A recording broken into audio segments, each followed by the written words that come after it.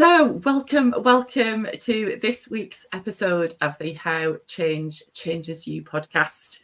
As always, I hope that this conversation, as with all of the other ones that I have you looking at change in a different way.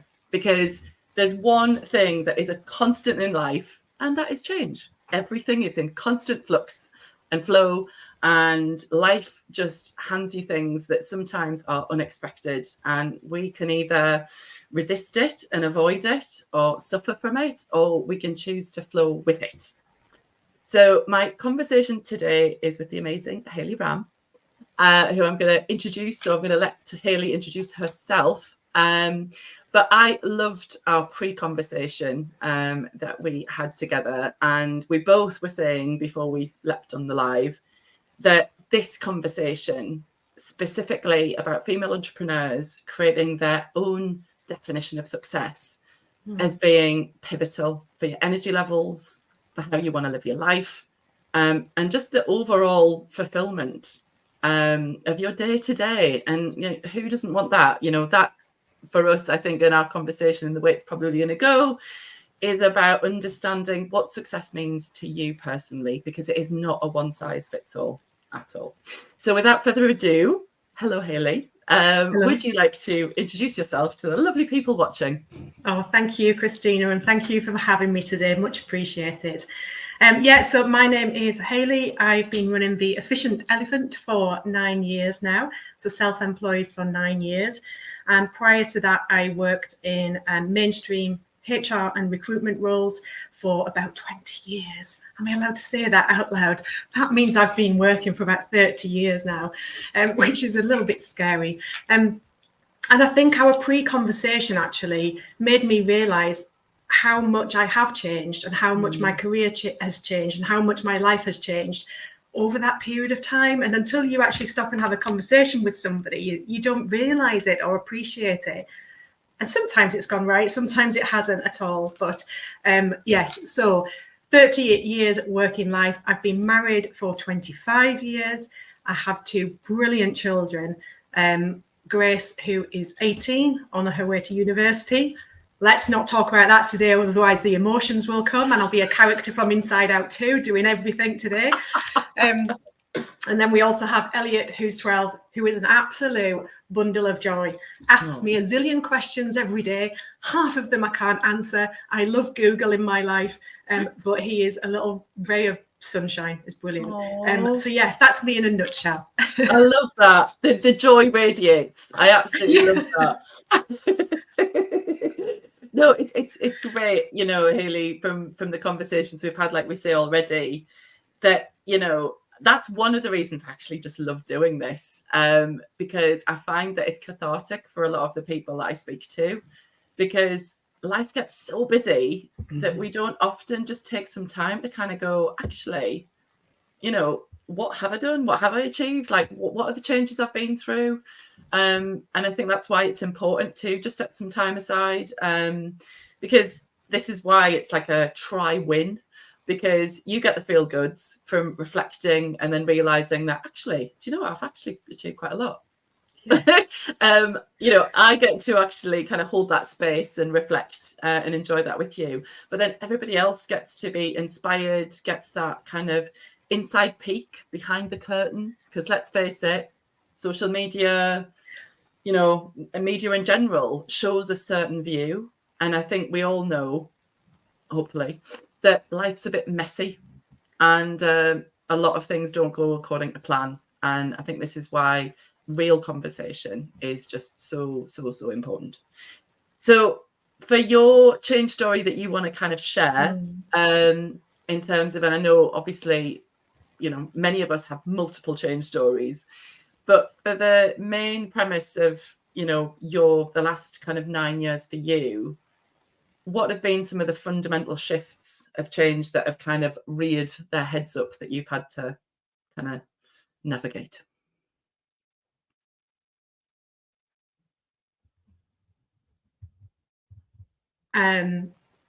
Before self-employment, I was in mainstream HR and recruitment, 9 till 5.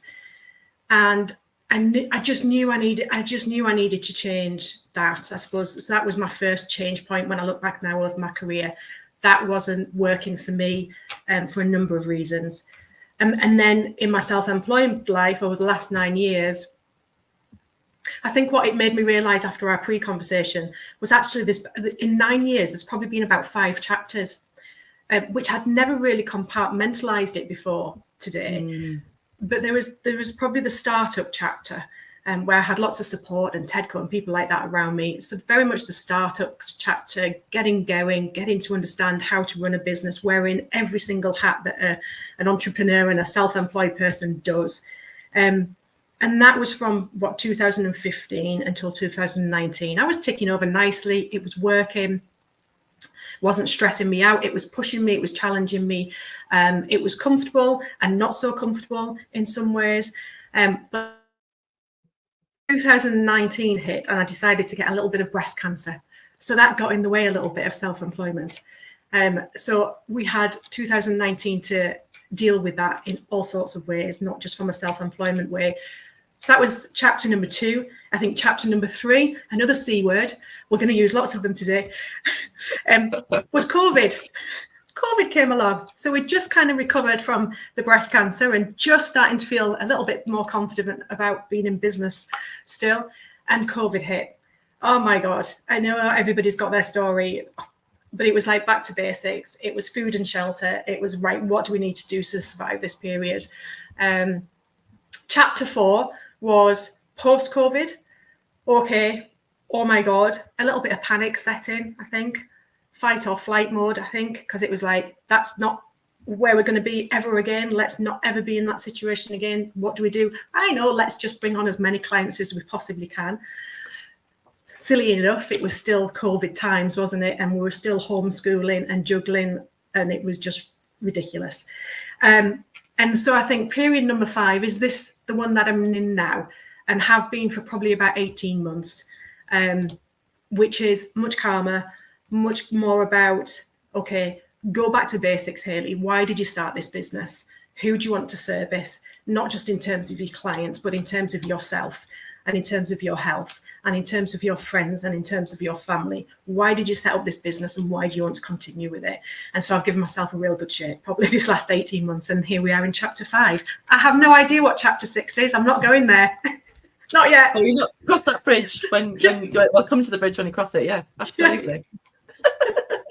No, I love that. I love that. And it's so powerful, the chapter piece, isn't it? Because I don't know about you, but I spent, I suppose, my maybe teens, early 20s to kind of go, oh, well, when you have then it's plain sailing.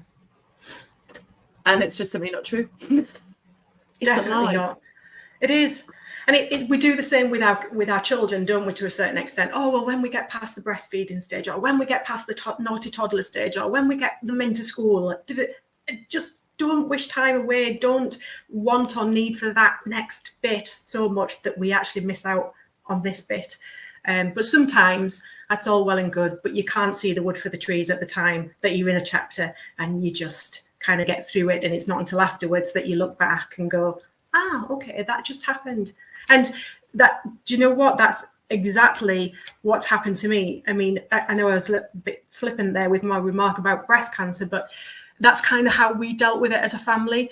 We kind of were top level, we make it jovial, we talk about it openly.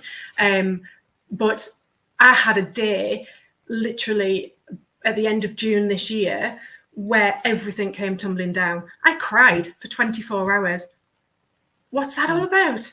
And I think that was storing 5 years of emotions up, and then they suddenly came tumbling out. And that's part of me acknowledging in chapter 5, okay, where do we find the calm? Where do we find the health and the well-being? Where do we find the good mindset? Where do we service ourselves, our clients, our friends and family to the best of our ability? Yeah. Thank you for sharing that, Hayley. I think that's really important to share. Well, no problem. Honestly, I have no problem talking about it. I suppose the only problem I have talking about it is I don't want to be seen as oh, here she goes again. There's the sob story. Oh my God, that was 5 years ago. It's not pretty that major. Real. It's real. It's pretty major. It's pretty major. And it's funny, I've certainly had conversations with clients and friends that have kind of navigated something hard. And actually what I find is they then go back of like, oh no, just that thing. Yeah, I mean, and they downplay it. Absolutely. Because again, and this is my bugbear, right? It's this kind of old school way of viewing resilience, which is just you've got to like white knuckle your way through. Yeah. And yes, okay, part of it is that, of course, because some of it is survival. Yeah. But I think the bigger thing that you have just highlighted is to create the grace and space to kind of go, actually, some of this stuff is incremental and it won't hit you until maybe years after. Absolutely. It's a bit like grief and a bereavement, isn't it? It's different stages, different people react in different ways.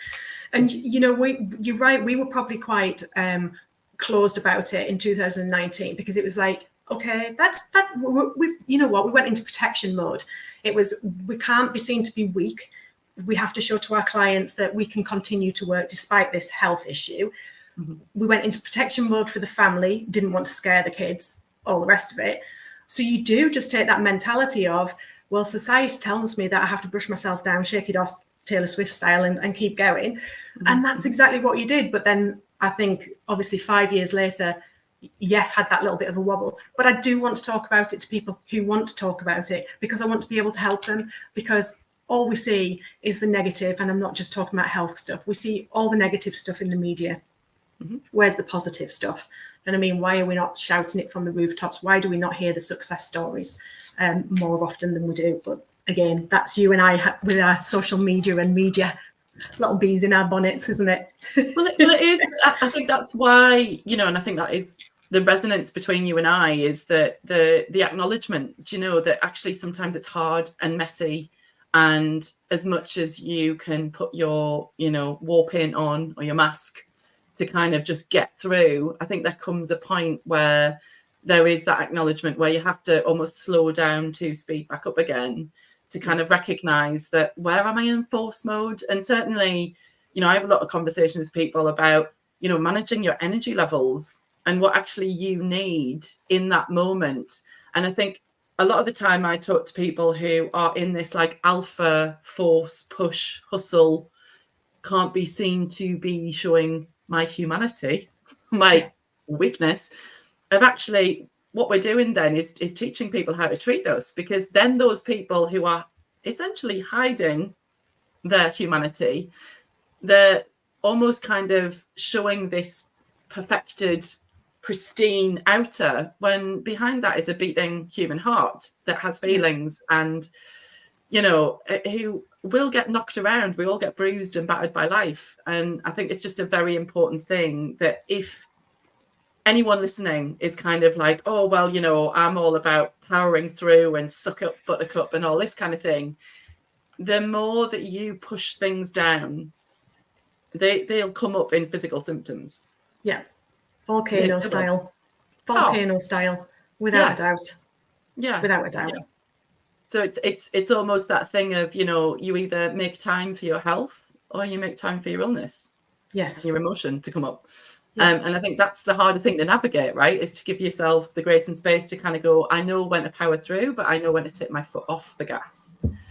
So it's difficult knowing that though, isn't it? Because, and I have to say it's only because of my age and because I've matured and because of life experience and work experience and home experience that I've been able to do that. If we'd have been having this conversation, Christina, 30 years ago, when I was in the first sort of chapter of my career, I would have just been powering through. I wouldn't have been able to speak to you because I wouldn't have had time because I was in too many meetings. So it's different times of your life and different needs and different realizations, isn't it? Yeah, and I am a different person now to what I was, and then you don't think you ever will. And my values are probably still the same. Mm-hmm. My morals, my principles, my beliefs, what makes me tick. But how I operate is very different now to how I was in my 20s, in my 30s, in my 40s. Yeah, no, still hanging on to my 40s. I'm just still hanging on them. Absolutely. Well, do you know my thing? I like to say that we're ageless. we're ageless because I think, you know, if you can still maintain a spark, which you definitely have, really, that you know, it's about kind of honouring and embracing all of the people we've ever been. Yeah. All of the women we've ever been, to kind of go, actually, everything has led me to where I am now. And like we say, who knows what the next set of chapters are going to bring. Yeah. But it's kind of like that thing of kind of viewing it as just all one big adventure. Yeah, absolutely. And kind of meeting yourself where you are. And I suppose this comes back to then the expectation you have.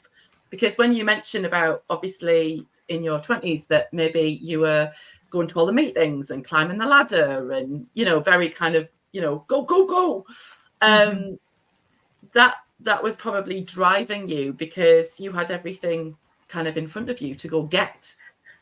Yeah, and I don't look back on that as a negative time or a time I regret. It was brilliant learning. When I look back at it now, oh my God, I was just like a sponge. I soaked everything up and I loved it. I was learning all the time, faced with situations that I never thought I would be.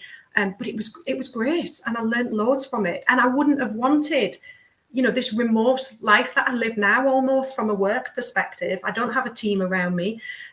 All my contacts are associates or other entrepreneurs or people that I have to physically make time to go and meet face to face. So I wouldn't have wanted this back then. But likewise, back then, I think what I probably struggled with the most was, I'm doing this because this is what I'm meant to be doing. I'm doing this because I'm meant to be this busy. I'm doing this because I'm meant to want to climb the ladder. We've touched on it before. I'm doing this because I'm meant to want to manage a team. I never wanted to manage a team. I didn't enjoy it when I did manage a team because it just distracted me from doing what I can do best. Some people are great at it and thrive on it. But again, it's that kind of that pressure of, well, that must be what I should do. And so it's very difficult when you sit here now, 9 years in, self-employed, being remote from home, working from home for 9 years by myself. You kind of go, oh, am I a bit odd? Because I enjoy this. And this is not what I should be enjoying. Yeah, I think it's, you know, the one word I want to ban from the English language is should. Yeah. That's one word I want to ban, because that's, I think, in every chapter of our lives, we should all over ourselves. And we should from external sources, from society, from people around us, from like, okay. And, you know, we talked about this before as well. Again, it's like, what is your definition of success? And I think very early on, you actually believe that there is one reality, one success that everybody wants. And it's simply not true. It's just not true.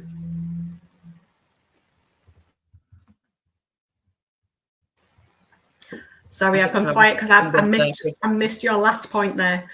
No problem.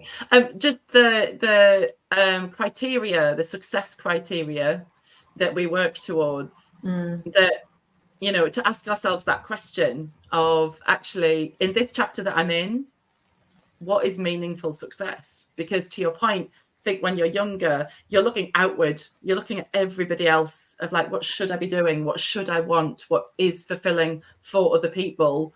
Not actually what drives me. And I think that's where often we go on little journeys off-piste. Yeah. And I definitely went off-piste. I mean, when I moved away from sort of the mainstream career, I tried 2 or 3 different businesses that didn't work. But I've learned from each of those businesses. And I think I probably went into those businesses because I was trying to desperately to find something to fit. Why? I just didn't take some time out and go, you know what? I'm knackered. I've had enough of this. And life's changing because my family's growing. Why? I didn't just take some time out, but because it wasn't what you did then. But now I think it's much more acceptable, which I think is great about society. I think people now do get a sort of a pat on the back if they actually sit there and say, no, let me make some changes here, and whatever those changes may look like. But yeah, I had to run 2 or 3 businesses before I went, they're not working. And these are the reasons why they're not working. They don't fit me. They're not fitting the community, they're not fitting a business model. Okay, move on. So I did learn quite quickly to kind of recognize that's not working, so change it. But that was only as I moved into self-employment. So whether you have a shift in mindset, I don't know. Yeah. No, I think that's those are really crucial lessons to learn, aren't they? Because, when you were saying there about how we navigate change, I remember reading a book, William Bridges, who talks a lot about kind of organizational change, but he actually also wrote a book about losing his wife and being ill. So almost kind of mirroring the two, right? That both have grief because you go through a change cycle, whether it be organizationally or personally. Yeah. But it's this thing of kind of, the start of a chapter, the beginning of something, when everything's ahead of you and you're navigating through the unknown. And then when things start to go wrong or mistakes happen, or you realize that, actually, this is not working out the way I thought it would. And then that one closes, and then suddenly you're thrust back into kind of newness. But what he was pointing out was there's always, in order for there to be a beginning, there needs to be the end of something, a learning, a strengthening, a realization that then fuels you into the middle stage, which is always scary for everybody, which is the unknown, this fog, messy, I don't know kind of thing. And I think what came up for me when you shared that is, for me, my part of my catalyst was at 35. I kind of hit the effort button on my life and I went traveling for a year. So I took myself off for a year, proper eat, pray, love style. And I gave myself the grace and space to kind of go, I don't know who I am anymore. So I'm just going to go and find out who that is. And I decided to scare myself senseless by having lots of adventures. But I think, even then, a lot of people thought I was losing the plot. Because you did something different. Because I did something different. Yeah. And I think I agree. I think that it's more acceptable now that people are kind of like, do you know what? I'm stepping out and tapping out to take some time out to decide what I'm doing. Oh, the connection keeps coming in and out. I hope when I'm freezing, I'm hoping when I'm freezing that I'm not pulling some radical face that just, I'm going to turn into a meme after this or something. Well, I was going to say, there's probably a ton of pictures out there of me looking a bit special. It's all part of it. Embrace the special. No, freeze frame, I know. But yeah, I don't know how much of that you caught at the end, but the acceptability of actually sometimes just kind of going, time out, I just need to reassess where I am. I mean, for you, when you went through, like you said, that huge change of a health scare, which I can only imagine when you've got young children and you're in the middle of no, what, this can't be happening. This happens to other people. This doesn't happen to us. Yeah, totally. You just, And I suppose a bit like COVID, you go back to basics. You go, okay, what do we need to do here? I'm very much a procedural person, so I went into practical mode. Yeah. So things that helped me during that time were getting all my ducks in a row. Okay, this is really sharing and really sad, but I deep cleaned the house. I did all the washing. I stripped the beds, and we went and had an appointment, and we rewrote our wills. So that's the other degree of it, because you don't know what path this is going to take and which way it's going to go. So yeah, you just batten down the hatches and go, okay, we'll deal with this. And because we did have, the kids were very young at the time, but they're your medicine as well, because they're your reason, they're your purpose, they're absolutely why you do put a brave face on. So although it's well and good me saying, let's not keep ploughing through, I absolutely did during that time, and I would do it all over again for the sake of keeping life normal. And I think that was the important thing for both me and my husband. It was like, how do we keep life normal? So we still went to the kids' parties, we still went to the football training, we still dropped off at netball coaching. This is how we keep life normal for them. That's what helps us inside and out. So that's what we'll do. And then I think after that, it was very much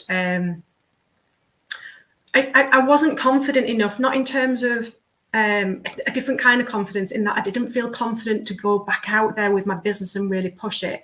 I stuck with my business and with my clients that have been so loyal, so supportive, so reliable, that just would give me steady work, so that I could just keep ticking over and do the work thing, and learn that I could still do the work thing after such a scare. But I didn't push my business. I just ticked it over because I was nervous to push it again, then be given work and the opportunity to do some great projects, and then have to say again, actually, it's gone a little bit pear-shaped, so I need to. And the thought of letting people down, letting clients down, letting family, letting friends down, was the biggest thing for me. So it took me a while to build that confidence back up, to go, it's all right, I am actually going to be all right. I can work, I can rest, I can play again. Yeah, no, I think what came up for me when you were describing all of that was almost kind of matching the speed and the gear to your life. Yeah. Like, to keep the momentum, because I think you can imagine, like, that's an impactful thing that happens. And I think often when people are hit by something like an illness or something like that, then it can take you down. And if you stay down, then it can all get on top of you. And then that's when you can go down into, depression and debilitation. Whereas I also speak to a lot of people who've got kids and busyness, that again, it's this balance of actually, the busyness is the momentum, is the keep going thing. But I guess it's kind of knowing the gears, knowing the speed, at matching that speed. So then you're not over revving your engine. Yeah. But you're just ticking over when you need to tick over, when you need to coast for a bit. Yeah. Coast for a bit, when you've got some fuel in the tank, to then put the accelerator pedal down. Okay, fine. Definitely. But then also, it sounds like the educated caution, where you're like, right, I'm recovering, I'm building back up, and what I'm not going to do is just zoom off, because that is probably not going to be good either. Yeah. And it's interesting, isn't it? Because when I look back now, that's absolutely what I did do. But I didn't learn from that, because after COVID, I did completely the opposite. And I don't know if that was a different state of my mental being. I don't know. Because afterwards I was like, right, that is never happening again. Okay, what do we need to do to make sure our businesses are back up to where they were pre-COVID? So I went hell for leather and went too fast, too hard, brought in every possible client I could, juggled too many projects and homeschooling. I feel sick at the thought of saying that word. Which, okay, was only for Elliot, because bless him, he was still in primary school, but Grace was self-independent with her learning. It was just Elliot. But honestly, whoa, those days. But trying to homeschool as well as really fuel the business and push it up, it was just a recipe for disaster when I look back at it now. But at the time, you think you're doing the right thing, and you think, right, I've got this energy because I've had a rest, because I haven't been at work. I've been in the back garden, not wanting to be in the back garden, wanting to be at work. And I probably just pushed. I didn't do what I did before, and I pushed too hard, too fast. And it didn't all come tumbling down, but something hit me that went, okay, this isn't working again. So I need to make a switch again. Yeah. But I think, again, that's a really good thing to share, that like we would all love to be able to go, so I learned that lesson, and I didn't ever make that mistake ever again. We all know that that's just not reality, because we make the same mistakes, but in different ways, and there's so many different variables. And I think this again comes back to this grace and space piece of like, do you know what? There's not one perfect human being that's walking this planet. Like, we're all just trying to figure it out. And I think it is, I don't know whether I've said it to you, but I've certainly said it to lots of people. If I could write one prescription for everyone who I coach, it would be to be more self-compassionate. And I'd have to write myself the prescription as well, because we are so compassionate with everybody else. We are the least compassionate with ourselves. Yeah, absolutely. Always, internally and externally. It's ridiculous, isn't it? But that's why these conversations are good. I am brutally honest. I'm sorry. There's no airs and grace. It is. But I think that's what's so beautiful about it, though, Hayley, because I think there's a lot of, back with the should, it's back from this view that I have lots of coaching conversations with people who I think do have this belief that everybody else has got it figured out and they're the only person that doesn't. And it's like, that's not true. No. Even the perceivably most successful people don't. And it's really interesting because that should word, you should finish school with GCSEs. You should go on to do A-levels. You should go on to university. Obviously, it's a very topical conversation because of the age of our daughter at the moment. And I've probably confused things because I've been so hell-bent on saying to her, you don't have to do this. You can get off the hamster wheel at any point you want to right now. You've done your GCSEs, you've done your A-levels. If that's enough for you, that's enough. It's not that you should go to university. If you choose because that's the right place for you and you want to continue learning, then so be it. But there's so many different opportunities and different options right now. Having said that, me throwing that into the mix, I think has just confused things even more. I think it would have been a bit easier for her if I'd just been one of those parents that said, you're going to university and that's it. Off you go. So it's that fine line, isn't it, of what should happen and what could happen. And helping others find their paths as well, isn't it? I think it's back to, and I love the example because I think we are programmed to believe there is a right decision and a wrong decision, when actually there is A decision and there is B decision, and actually each have consequences, each have learnings, each have, you said yourself earlier, okay, you started 2 businesses that then you changed. It's like, again, there are no mistakes, there are only learnings, there are only teachings. And again, this is why when I even came up this whole concept of the How Change Changes You podcast, it was because I used to ask myself 3 questions, like, what have I learned from this? What am I learning through bashing my head against the same brick wall? What have I learned from my dark night of the soul I've just crawled myself out of? How has it made me stronger? Because I think that shift of what if this isn't the wrong decision or the thing that perceivably I should be doing, but other people don't want me to do.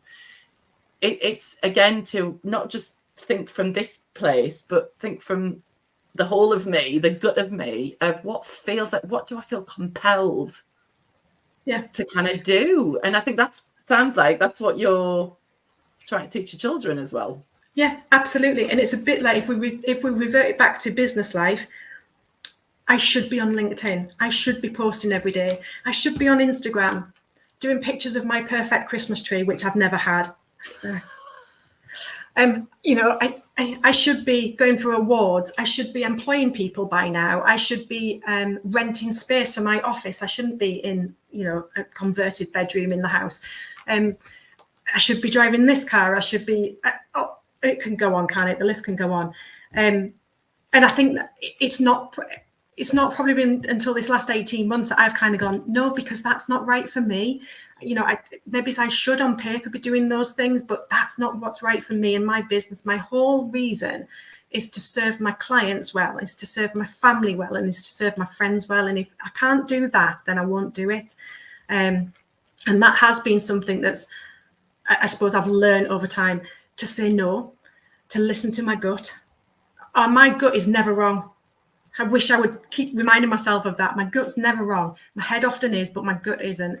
And to say no to some things, just after it sounds, projects that don't quite fit, that are either too basic or actually too advanced or just don't quite fit what I serve, the market that I serve. To say no to social events if they're just completely and utterly too overwhelming for me.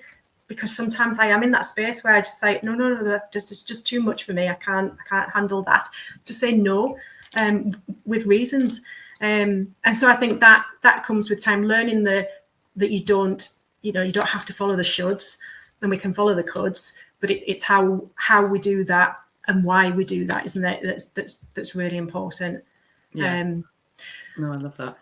And I think you mentioned before, and it made me think of another lady who I just admire so much. You mentioned before about having a spark, and there's a lady called Nanny Pat, and I don't know her very well. I just know of her because we've holidayed in her cottages, and her cottages are called Bazinva cottages down in Cornwall. She's not followed the should. at all. But what she's done is she's followed her heart and her mind, and she's followed what is true to her and what is strong, what is the strongest meaning in life for her in terms of providing these family cottages that just make family life easy, that just give a wonderful family experience. Not only that, she is a remarkable businesswoman. She is always changing, always adapting, always thinking about the environment. She's been on a big straw campaign recently. You know, there's always something. And that's not somebody who I look at and think, well, you've employed X amount of people, or you've won this amount of awards, or you've got these flash offices. She actually just serves the community that she's in and serves it really, really well. And she's such an inspiring lady, and from having a spark and having a reason, and her business, I can't even think how much it's changed, but it's every time, you know, you see a post from her, she's constantly changing, developing, not because, like you say, she's gone down a rabbit hole and done something wrong, but because she's thought, actually, I need to adapt and go down this avenue. Brilliant. But anyway, I went, you know how I like to go off on a one. I love a story. I love a story. I love a tangent, and I love a story. No, I want to be introduced to Nanny Pat. I want to get on the podcast because she sounds amazing. Honestly, and she's sorry, Nanny Pat, but she's not young. She's, you know, she's probably into her chapter 7 or 8 by now. That gives you a kind of idea. But gotcha. She's ageless. Yes, you're right, Christina. She's ageless. This is why I've gone naturally grey, you see. So I'm ageless for the next 50 years. You know what you did? Well, I was going to say, I mean, we had this conversation. I could totally go and show all of my wisdom, I think. I don't know when I'm quite ready to do that, but I'm sure it'll come. But I think this is the beauty of actually where this energy of playfulness comes from. And I love the story you've just given, because I think it can all get a bit serious and a bit right, wrong, good, bad, judgment, you know, like, oh, they are success because da da da da. But actually, all of the people that you view, like Nanny Pat as an example, like you as an example, Hayley, like, I think when you're driven by, you know what, I value this, this, and this, and my decisions, I mean, I call, you know, creating people's core values or identifying them. I found this true for me, but also clients, is it's your inner navigation tool. It's not external to you. It comes from here. Mm-hmm. And actually it's intrinsic reasons that is fuel filling for you.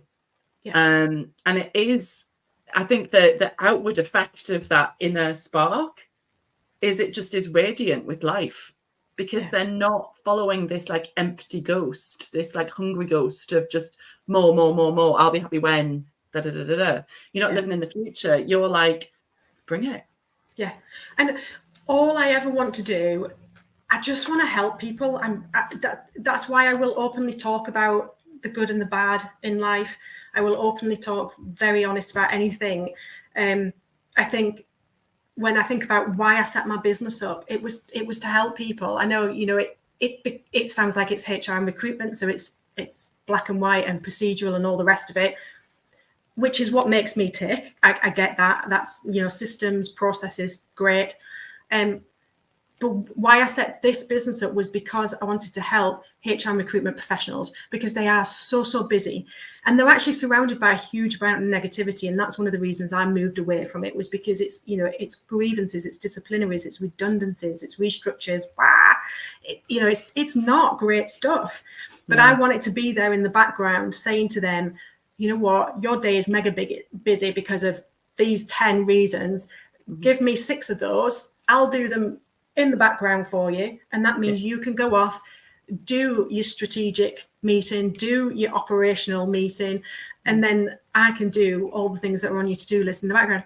It's there to help. And selfishly, it's there to help me. The business is there so that I can have complete flexibility in my days. Yes, typically I work the school hours, and then if I need to work on a nighttime or weekends, I do that. But it's complete flexibility. And that's to help me, because some mornings I wake up and I'm just not feeling it. And if I haven't got any meetings in, I'll take myself off for a walk. I'll get a good boost of fresh air, a strong coffee, then I'll come and I'll be much more effective. But I recognise that now, whereas once upon a time I would have ploughed on, because that's what we should do. I would have ploughed on, But yeah, so the business is there to help those professionals. It's there to help me with my health and my well-being, but most importantly, it's there to help and support my family so that I can be there for them in any shape or form, which has changed quite a bit.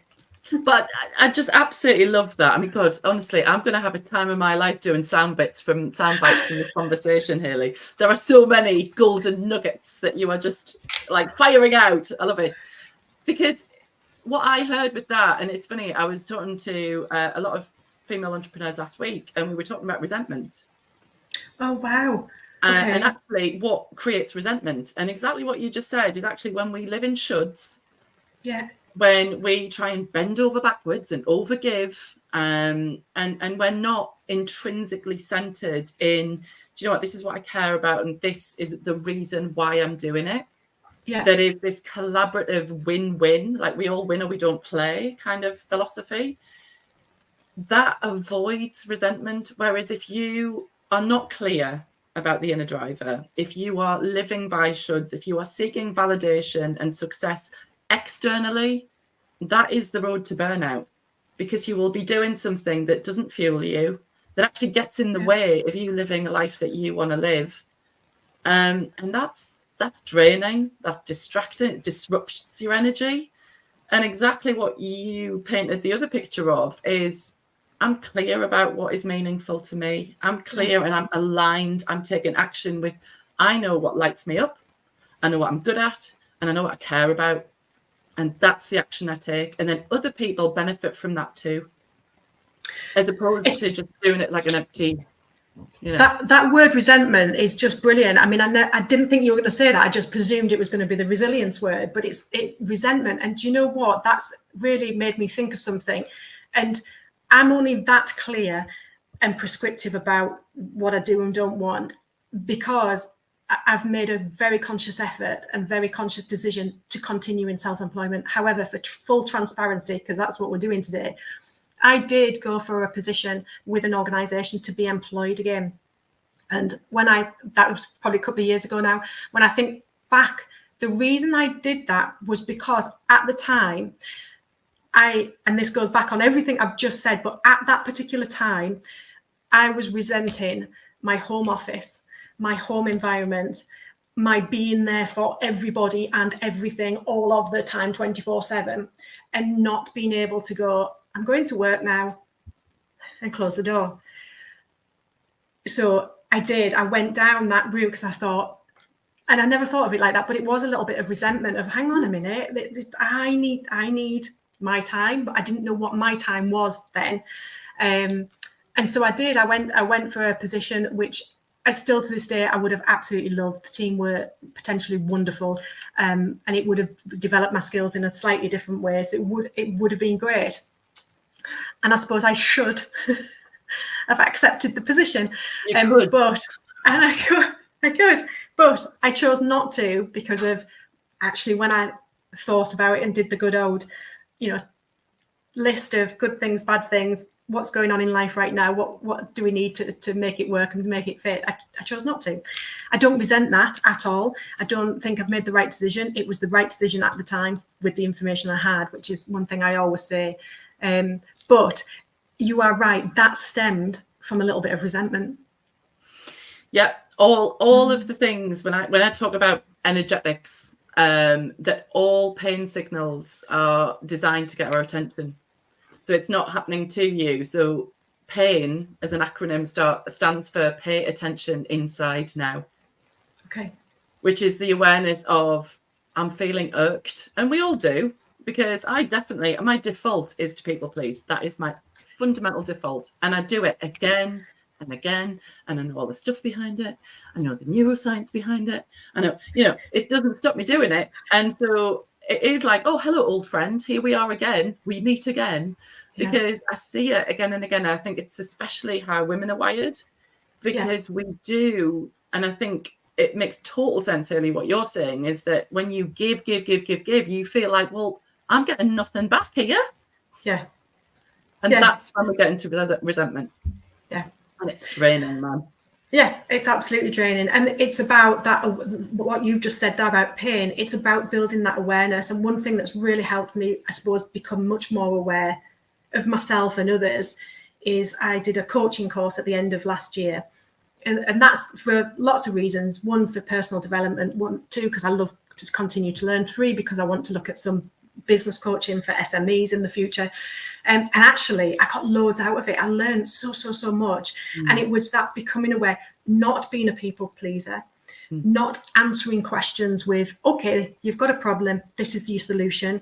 It was about having curious conversations, as Laura always refers to them, and trying to, again, help people and point them in the right direction so that they come up with the decisions themselves. But it's that recognizing yourself, what you're doing and what you need to stop doing and do less of or more of, or yeah. Oh, but yes, totally. I know. Good learning.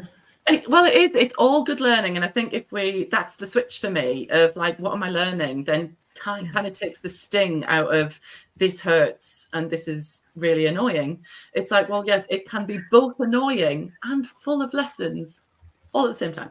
Yeah. And speaking of learning, we mentioned a book, didn't we, in our pre-conversation? Oh, yes, do you remember the book? And Company of One by Paul Jarvis. And I'm still going to it because I'm not a great reader. I can't read lots, and I'm not a great reader, but I can read odd chapters here and there. And that book is fantastic for that. But that all talks about what is success for you and what is success for your business. It's okay to be a solopreneur, as they phrase it. And if you are, then, don't feel guilty about it. Accept it and go with it and grow the business successfully, just in a different way to putting bums on seats and, we'll increasing revenue. A link to that that's a good one in the show notes, but because people can. To round us off beautifully. Yes. No, let's just stay here for the afternoon. I know. I mean, I totally could. We could let's just do a dual show, Hayley. That's what I'm feeling right now. Join me in the How Change Changes podcast. Let's interview lots of people about change. When you look back at all of your chapters that you have beautifully, and by the way, you now know that you have to write a book, right? Because you've got chapters. I should not do that, Christina. I should not do that. Put out there. I would read it. Anyway, when you look back at kind of all of those chapters and you just kind of go whoosh, like, wow, there was kind of all of these different stages in my life, all of these different kind of shoulds, or maybe things that were important to me at the time. What do you now? What have you learned about yourself during those changes? I know it's quite a big question. That's a massive question. It's okay to work differently. That's the shortest answer to the biggest question ever.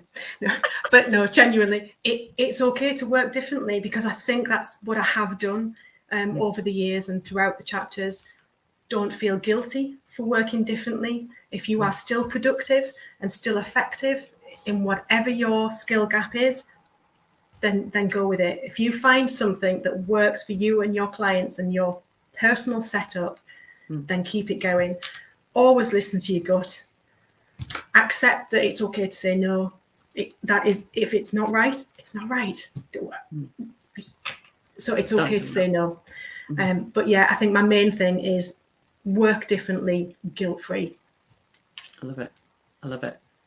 It's amazing. There's, like I say, there's just so many golden nuggets that I shall be slicing and dicing and sharing from our conversation, Hayley. There was one last question, intuitively, because my gut's telling me to ask it. Okay. About resilience, because obviously we talked about the R word. We've had C words, we've had R words.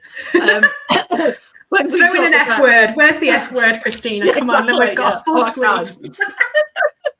Yeah, you mean fuel? Yeah, we yes, there we go.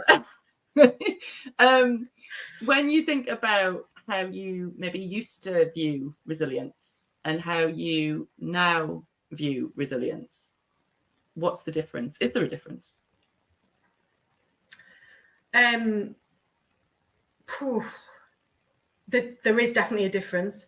How I box that off, I don't know. I suppose a bit how we've touched on at the beginning, I think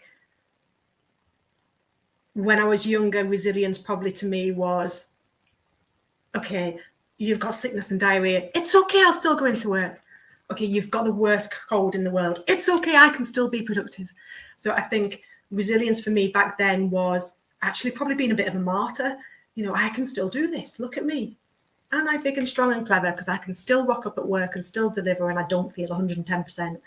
Probably didn't realise the knock-on effect that actually had for myself and for others.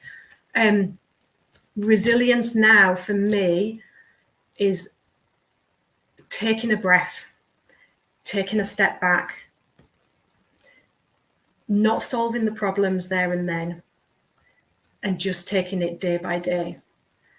And going to bed on a night feeling settled, feeling content, feeling proud.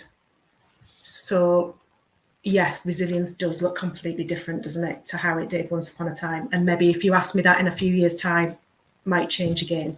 But for now, it is much more about having that calmness, taking a breath, taking a time, not solving it all, and just going to bed thinking, you know what, I've done a good job. Whatever that job was, at work or at home, that you go to bed feeling settled and content and proud. I absolutely love that. And you see, you just delivered yet another golden nugget. Did you even know? You just don't even doing it. You're channeling it. I love it. Thank you. I'm going to re-listen to this and go, did I say that? At what point did I say that? See, you just hidden wisdom that's just pouring out of you.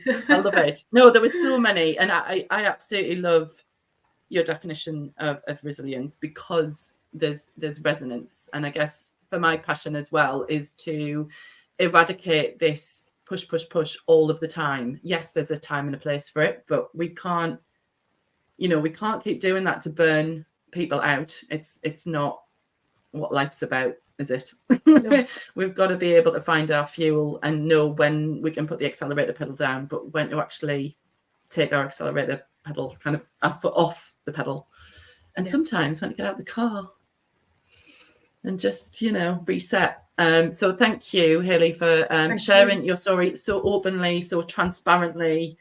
I just know that loads of people is going to get so much out of this conversation. How are best people to contact you? Well, if you would like to be contacted. No, that's it. I'm an introvert. I'm off. That's it. I'm done. Bye. That's me done.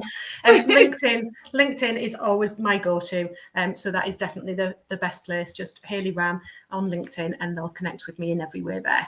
Great. Well, I know we've got your link in the main show notes, so we'll put it in there. And if people do want to come and chat, then they can. But thank you again. Thank you. You stay put. Thank you, everybody who's either watching this on replay or has stayed the course and watched it live. We want to know your thoughts. We want to know your takeaways. What resonated? Where did you disagree with us? We'd love to know. So do share. But I will catch you all next week on next podcast conversation of how change changes you.